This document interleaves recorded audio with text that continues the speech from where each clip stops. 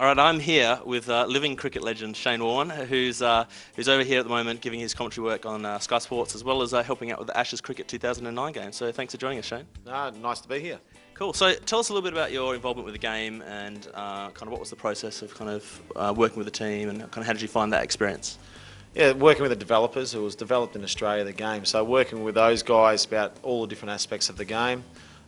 Little things that sometimes they picked up on, which I think have been described really well in the graphics of this game. And then working out how it works, the commentary side of things, like sitting in a booth for 5 hours and just doing this line after line and thinking, how's this actually going to work? And then when they put it all together, it actually works. It actually works really well. So I'm very proud to be associated with the game. There's so many great games out there for kids. I've got 3 children myself, and my son Jackson absolutely loves playing all the different games. So to have cricket in there now that you can actually, it's a pretty cool game to play, is quite nice. Yeah. Does it feel a bit strange being in it as a commentator this time rather than actually a player? Yeah, it does, but I suppose, I've had my time as a player, so now I'm more of an expert commentator and have a bit of banter and a bit of fun with that. So, yeah, look, it's fine either way. Cool. Did you get in the box with the other guys, or was your parts kind of recorded separately? Yeah, all recorded separately. Yeah. I think Tony Gregg, there's Ian Bishop, Beefy, obviously. So, yeah, I was just locked away in a studio for most of the day, and I just had to repeat these lines and do these lines, and it was pretty fun actually. But it was monotonous at the end, Sure. and not sort of understanding how it all get put together and how it all worked. But then seeing it come together, and I'm playing down HMV the other day, just today with these kids. And listen to the commentary. It was quite good, actually. Ground's beginning to fill up as the players emerge from the pavilion. It's vital that the top order batsmen spend some time at the crease. The opening bowlers are the key. If they can keep it tight and pick up a couple of early wickets, then they might be in with a chance.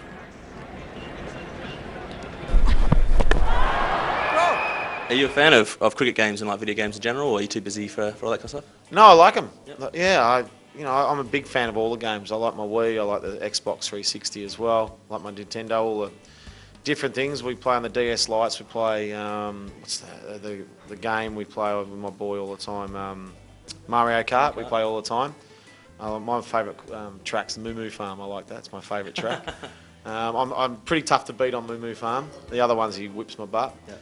But no, I like playing all the different games. We play Super Smash Brothers, and we play the Wii with the 10-pin bowling and everything else as well, so the boxing. So yeah, no, it's good fun. Yeah, it's been a while since a proper cricket game's come out. The last one was Ricky Ponting, so it's good to actually finally see cricket kind of coming out on some of the new consoles, and I guess giving kind of younger players a chance to kind of get into it.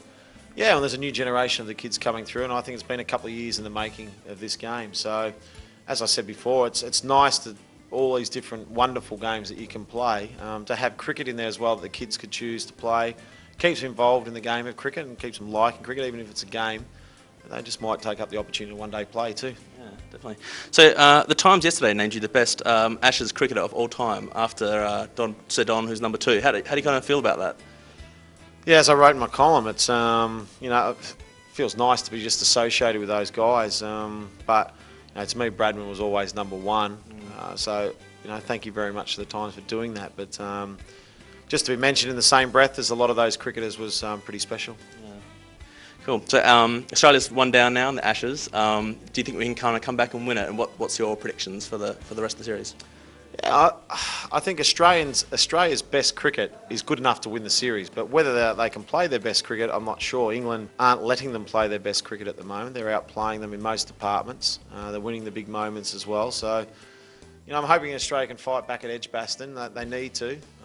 We've just got to remember Australia only have to draw the series and they still retain the Ashes. So 3 tests to play at the moment. If they win 1, it's level. It'd be nice if this one was a draw, I reckon. And then Australia win at Headingley and it's 1-1 going into the Oval would be a lovely, be perfect script, I reckon. Yeah. It's a bit of an ask, to think, to get Australia to win at the Oval, because it's quite. I mean, it's not our performance there is not as bad as obviously England is at Lords, but it might be a bit tough. Do you think? I don't know. Like, we think about a week ago, and suddenly England were terrible. Like, it only takes 6 wickets in a match, and Australia should have won, and now suddenly Australia are rubbish. So. Yeah. It's. I don't think there was that much between the two sides. I think they're pretty evenly matched sides.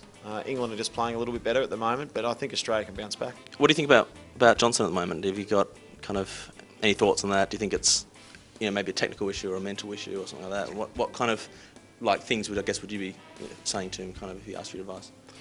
Yeah, I think the thing with Mitchell Johnson at the moment, he's just struggling with it for the first time in a while. He struggled a bit at the start of his career and had to go back and find himself again and redevelop himself, and he's did that really well. And he's come back and bowled exceptionally over the last 6 months, and now he's got a bit of a technical issue, a bit of a form slump. Confidence has been dented a bit, a few other issues flying around. So you put all that into the mix, and suddenly you struggle a bit. So hopefully we'll see the real Mitchell Johnson back at Edgbaston. I hope we will. I hope we will, because he can bowl, and I'm sure he'll be on fire at Edgbaston and hopefully leading the attack.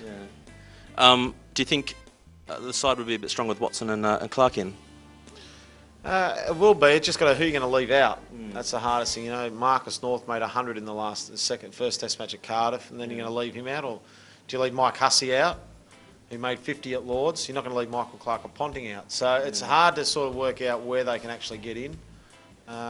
Maybe the thing is Phillip Hughes doesn't play, Mike Hussey goes up to open, and Watson comes in the middle.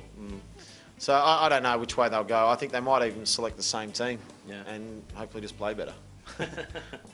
Cool. So obviously you're doing a lot of commentary work this summer. How do you kind of find that experience? And I guess being an Australian cricketer for so long, do you find it hard to be impartial? Do you always kind of find that you want to kind of give a few words of advice to the boys and stuff like that? No, it's my job to be honest up there. If I think an England player or Australian player aren't performing, or it was an ordinary shot, or they're bowling a bad spell, then I'll say it. I don't try to be biased or anything. Obviously, I'm Australian, so I'm going to lean towards Australia. But in the commentary box, you just got to. I try and bring, I suppose, a feeling of being out in the middle. What's going through the bowler's mind, what's going through the batsman's mind, and try and give you a sense of a bit of fun in there too. Sometimes I think people describing the cricket, whether it be commentators or radio, or can just get a bit too much the same. I think it's all about having some fun and a bit of entertainment up there too. Okay, brilliant, cool. Well, I better leave it there. But the Ashes game's out on August 7th, and you can hear Shane's voice in the game. And thanks a lot for joining us today. No worries, my pleasure. Enjoy the game.